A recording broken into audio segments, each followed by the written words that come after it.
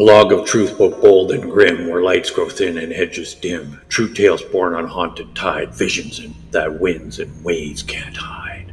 I'm Captain Jordan, ghost touch and flame born, once guagua the shame and now weathered and worn. Through storm and spirit, fire and rain, I sail through memory, myth and pain. Each story drifts through time and fear, with truth sailing ever near.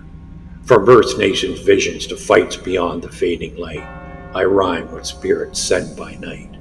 The phantom tide has come alive. With ghosts and gods and anime drive, these rhymes come from the tide and flame, not from a bot with a stolen name.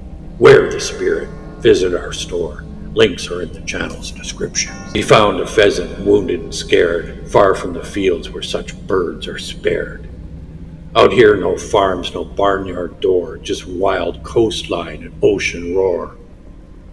Its feathers were ruffled, its breathing slow, like it had fled from a place it should never go. Its eyes were alert but full of fright. It had wandered too far from the cover of night. My father was a hunter through and through. He trapped, he fished, he knew what to do. And a pheasant to him was a prize on the plate, the kind of bird you don't hesitate. But this time was different. He built it, a cage, fed it with care, as if under some strange stage. It was not his way, it was not his plan, yet he guarded that bird like a changed man. I watched him working, tools in his hand, as if driven by something he couldn't command. And I felt in my bones a pull in the air, a sense that the forest was aware. Days passed and the bird grew strong, but something about it still felt wrong, like a spirit wrapped in a feathered shroud. Then came the Bigfoot, stepping from shade, a towering figure the forest made. Muscles like cedar, eyes like flame, a giant that hunters would never tame. It paused at the edge, watching us both, silent as frost, yet full of growth. I could not tell if it meant us harm, or if it had come as a kind of alarm. Was it there to feast, or there to save? The answer was hidden in the forest's wave. The pheasant seemed calm, almost at peace, as if the Bigfoot meant release. Could the pheasant have called? Could it summon that might? Or was something else moving in the deep of night? A thread we can't see, a code we can't speak, linking bird to the giant, the strange to the meek. And there are orbs with their shimmered glow. I've seen them, I've followed, I think I know. They're not just lights on a dark, lonely trail. They have power to help and power to ail. What if the pheasant was no bird at all, but a being transformed in a moment's fall? A glitch in the tech of an ancient race that walks unseen through our time and space. Perhaps the orb had shifted form, drawn to earth in a lightning storm.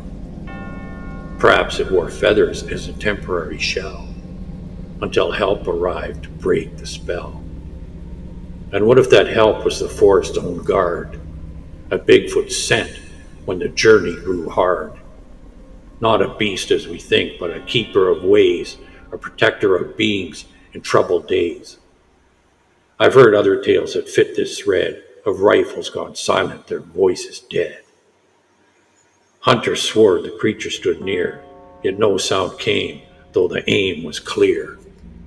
In graveyard orbs, I've met their gaze, enough to haunt a man for days. They drift between worlds, both warning and lure, and not every meeting ends as pure. This wasn't the Bella Bella kind, I swear. It was different, yet lived just over there. Across the channel a few miles wide, where the forest meets the tide, a man once ran from more than one. Even his weapon refused to run. He swam to the logs that drifted free, while the giants searched along the sea. He told me plain, with a voice gone low, if they caught me, I'd not be here to show. No details given, no scene to explain, just a truth wrapped in shadow and rain. And not far from there, in the sky's domain, UFOs have crossed like silent rain. One island there saw bomber crews fall from clouds with lives to lose.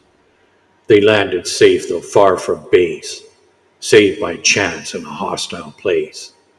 The same ground where orbs have spun and Bigfoot tracks in the dawn have run. Coincidence? Or threads we ignore, while the truth knocks loud on the cabin door. So I circle back to the start of the tale. A wounded bird, a giant trail, and a feeling that none of it stood alone, that each was part of a truth unknown. The pheasant's eyes, the Bigfoot stare, the shimmer of something bright in the air. These things are not separate, not chance, not stray, but signs of a system we can't yet weigh. Whether it's a bird, or giant, or light, or something that drifts in the edge of night, I say they're connected, a woven weave of a truth too strange to yet believe.